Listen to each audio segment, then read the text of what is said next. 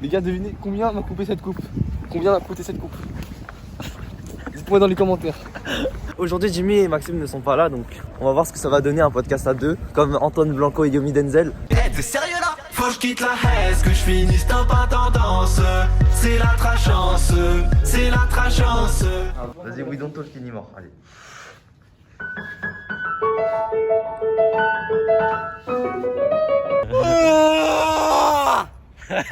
La meilleure transition.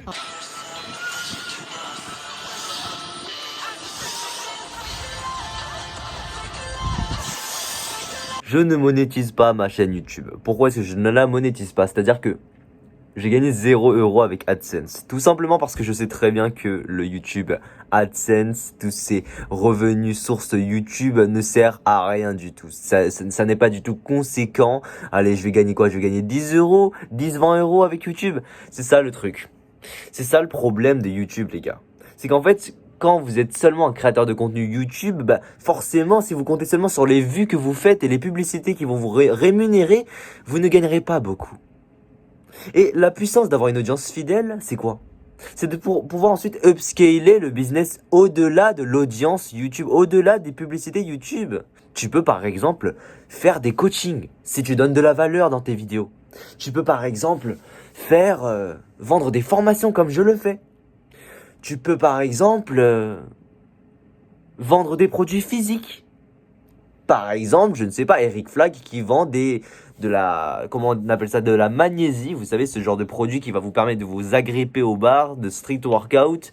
Il va aussi vendre du matériel de musculation. Super.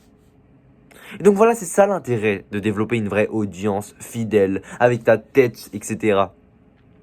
Parce que quand tu fais des vidéos sur, par exemple, des jeux vidéo, ce qui est le cas de mon frère jumeau, le mec il a 20 centimes de RPM. C'est pas fou quoi. C'est pas fou quoi. Non, c'est 40 centimes, excusez-moi. Parce qu'en fait, c'est 20 centimes de RPM par publicité, mais en moyenne, ses viewers vont regarder 2 publicités par vidéo, donc forcément, ça va être 40 centimes les 1000 vues dans ses vidéos. Mais c'est dégueulasse. C'est juste dégueulasse, 40 centimes RPM. Ça veut dire quoi? Ça veut dire que tu fais 300 000 vues, ça veut dire que tu fais combien? Tu fais 60 €? Tu fais rien, quoi. Tu fais rien du tout, mon gars. Tu vois ou pas ce que je veux dire?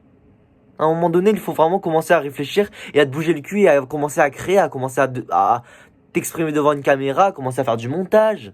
Tout ce bordel-là, le développement d'une audience, tout ce bordel-là, c'est vraiment ça le futur, les gars.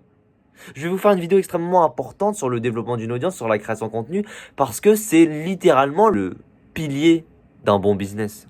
Une audience. C'est le pilier d'un bon business qui marche. Si t'as pas d'audience, t'as pas de trafic, t'as pas de clients, t'as rien du tout.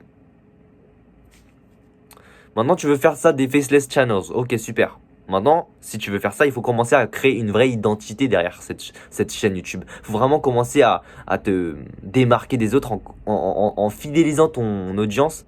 Ça, c'est très compliqué. Ne comptez pas seulement sur les revenus YouTube, les gars. C'est pour ça l'intérêt des vidéos dev perso, c'est aussi de justement offrir de la valeur aux gens. Et quand tu offres de la valeur aux gens, forcément, tu vas pouvoir leur vendre des produits. Alors que si tu n'offres aucune valeur, c'est sûr que là, tu ne vas pas pouvoir vendre des choses. Parce que ton contenu ne sert à rien. Ton contenu est seulement là pour but de divertir. Voilà. L'intérêt du dev perso, c'est pour ça que le dev perso, c'est une vraie niche.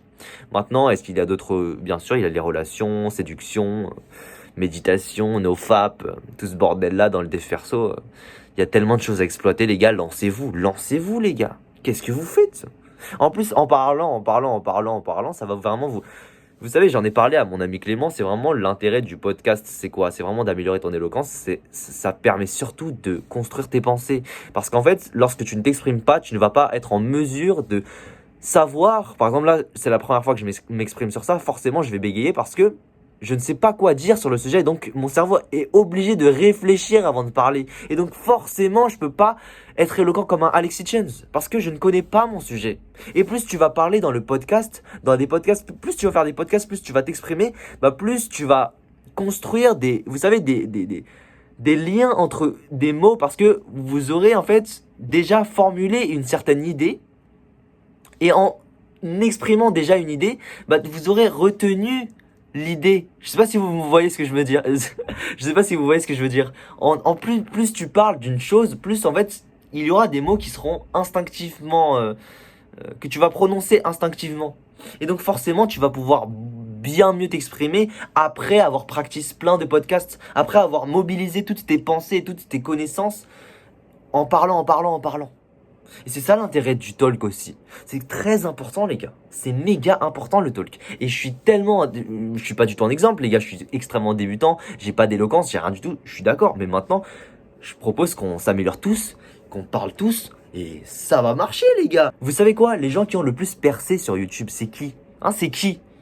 C'est pas les gens qui ont les meilleurs montages. C'est pas forcément les gens qui ont les meilleurs titres, les meilleures miniatures. C'est les gens qui savent le mieux s'exprimer.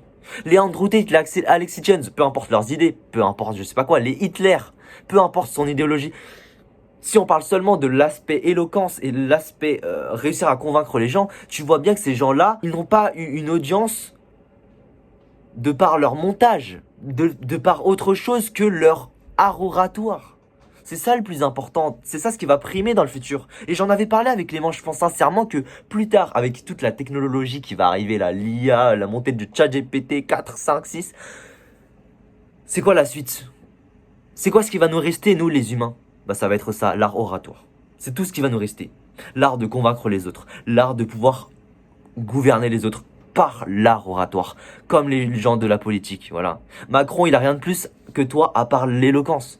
Le mec, tu vois bien que tout ce qui nous distingue entre les top 1% people et nous, c'est notre talk, c'est juste ça. Est-ce qu'on est d'accord? Est-ce qu'on n'est pas d'accord? Maintenant, je pense que si tu es objectif vis-à-vis du constat de cette société, tu vois bien que c'est ceux qui parlent le mieux qui gouvernent, quoi.